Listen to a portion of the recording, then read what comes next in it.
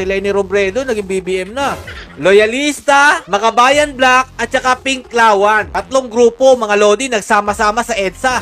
Para daw po sa impeachment, laban po kay VP Sara Duterte, ano po ang update? Ito po mga Lodi, pakita ko po sa inyo ha. Nilangaw po ang kanilang impeachment rally na ginanap po dyan sa EDSA. Nagsanib-sanib na po ang mga ulupong. Nagsanib puwersa na nga kayo, nilangaw pa rin kayo? Yung grupo po ni Risa Hontiveros, Bam Aquino, Jokno, pahiya po sila sa Cebu. Bakit?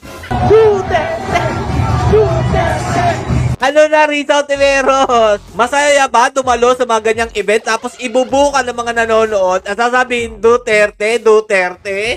Kahit wala na po sa posisyon si Tatay Duterte, kahit siraan nyo pa si VP Sara Duterte, Duterte pa rin ang sigaw nila. Narito ang Balitang Pinoy TV. Yo, what's up mga Lods? It's PFTV. Welcome back po sa ating channel. Gusto ko lang po kayo bigyan ng update about dun sa panghihikayat ni Trillanes na sumama daw po sa kanila na ituloy daw po ang impeachment laban po kay VP Sara Duterte. Dadalo na po ang Magdalo Party List ni Trillanes dito po sa pecha January 16, January 18, January 31. Pero ito mga Lodi ang update. Nagsanib puwersa ang kampo po ni Trillanes na Magdalo, kampo po ng Makabayan Black, kampo po ng mga loyalista, kampo po ng mga Pink Lawan. Grabe oh, paano ko nasabi yan mga Lodi? Diba ito pong si Buyog mga idol, yung vlogger po ng kakamping, loyal po yan sa mga Dilawan. Ayan o, kita-kita naman, nandyan po si Franz Castro, dumalo po. Impeach Sara. Wow, baka naman sobrang dami na nila niyan dahil nagsanib puwersa na sila. Ito po yung patunay dyan o, si Leni Robredo, naging BBM na. Ay, hindi pala Leni Robredo to mga Lodi. Loyalista, wala to, kamukha lang ni Madam Leni.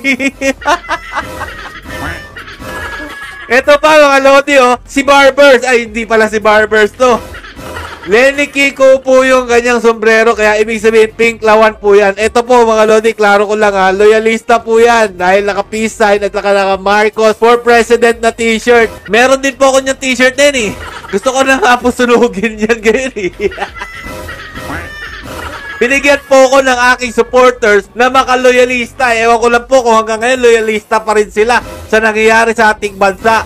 Pero eto mga Lodi ang update ha. Dahil nagsanib puwersa na po sila, dapat marami po mga Lodi dahil 4 na pangkat po yung nagsanib puwersa. Pero gawin na natin 3 kasi itong Magdalo Group, Dilawan naman po talaga yan.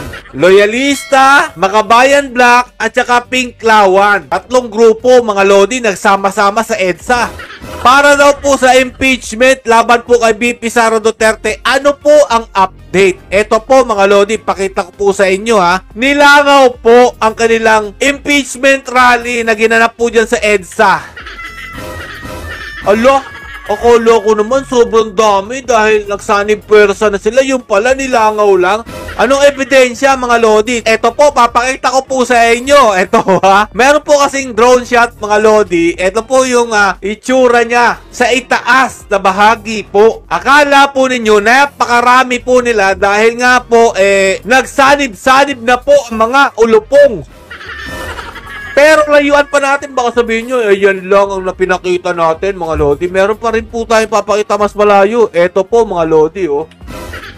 Mga sasakyan lang po ang nakaparada dyan. Wala naman pong katao-tao.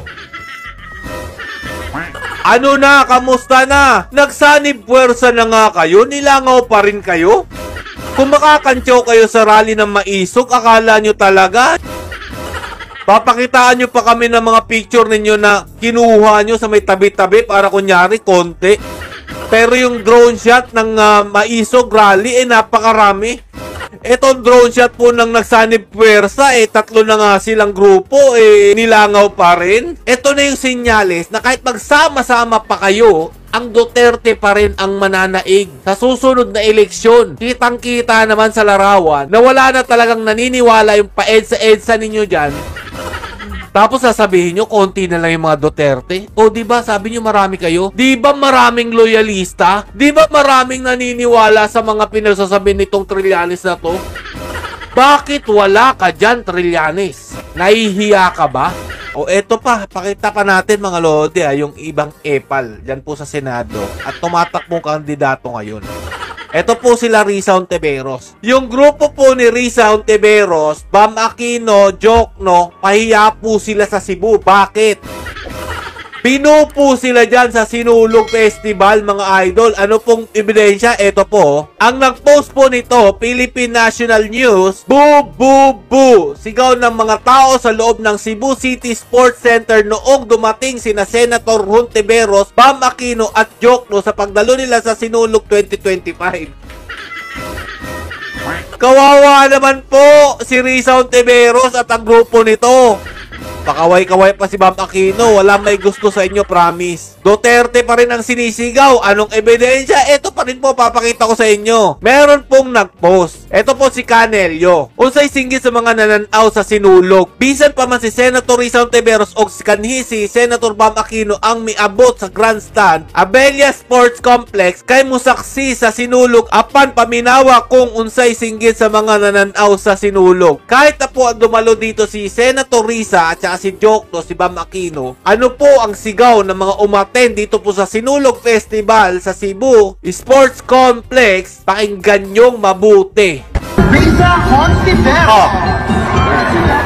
Tinawag pangalan Risa. Ang sigaw? Ano sigaw?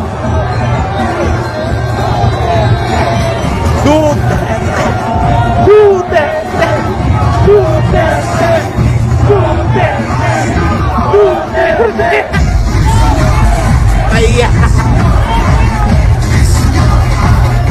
ano na, Risa Hontiveros? Masaya ba dumalo sa mga ganyang event tapos ibubukan ng mga nanonood at sasabihin Duterte, Duterte?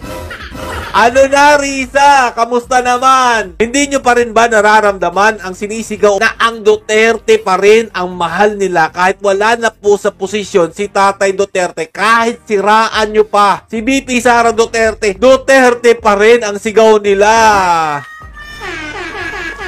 O, dapat matauhan na kayo lalo na yung mga nagpapa-impeach kay VP Sara Duterte. Kahit anong gawin ninyong paninira sa mga Duterte, kay VP Sara Duterte, kahit sino pa mang mga kaalyado ng mga Duterte, alam ng taong bayan kung anong ginawang kabutihan ni Tatay Duterte dito sa ating bansa at hindi nyo yan mabubura kahit ano pang gawin ninyo. Kahit ilipat nyo man ang traffic dyan sa Luzon, dito sa amin sa Davao City, wala pa ring maniniwala sa inyo dahil nagpo-post kayo ng mga gantong klaseng imahe na sabi pa dito, PH cities with worst traffic according to TomTom's 2024 Traffic Index.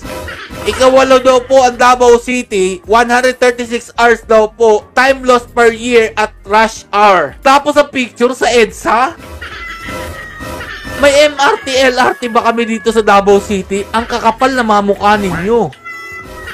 O eto mga lodi sinasabi pa dito, Davao City ranked as the most congested metropolitan area in the Philippines with the slowest travel times according to the 2024 Traffic Index. Talaga lang? Nakapunta ba kayo ng Davao City? At alam nyo ba talaga ang traffic dito sa aming lugar? Kaya ba pinalalabas ni Nograles na hirap yung mga estudyante dito sumakay? Oo, totoo, hirap ang mga estudyante dito sumakay kapag rush hour. Pero yung sinasabi nyo yung traffic na mas malala pa kaysa sa Manila, dyan po sa Cebu, etc. dito sa amin sa Davao City, napakalaking kasinungalingan naman po niyan. Tumira muna kayo ng Davao City bago nyo sabihin napaka-traffic dito sa amin. Makapanira lang sa mga Duterte, gagawin nyo pang matraffic dito sa amin sa Davao City. Normal na may traffic sa ating bansa, pero hindi naman kagaya nung traffic sa inyo. Kahit anong black propaganda pa ang gawin ninyo sa mga Duterte, wala pa rin maniniwala sa inyo dahil ang totoong sinisigaw ng taong bayan, ibalik ang Duterte sa ating bansa para maging maayos muli ito. Tanggalin ang mataas na bilang ng kriminalidad, droga, korupsyon, lahat po ng mga ganyan ay mawawala pag ang Duterte ang namuno sa ating bansa. Lalo na po't makaupo si VP Sara Duterte sa 2028. Mas maganda pa, mas maaga. Hanggang dito na lang po muna. Mag-rally na kayo dyan, mga Pinklawan, mga loyalista, at mga grupo ni Joma na mga salot ng ating lugar. Tuloy nyo lang yan hanggat mapuno na ang mga tao sa inyong pag-iingay laban sa mga Duterte.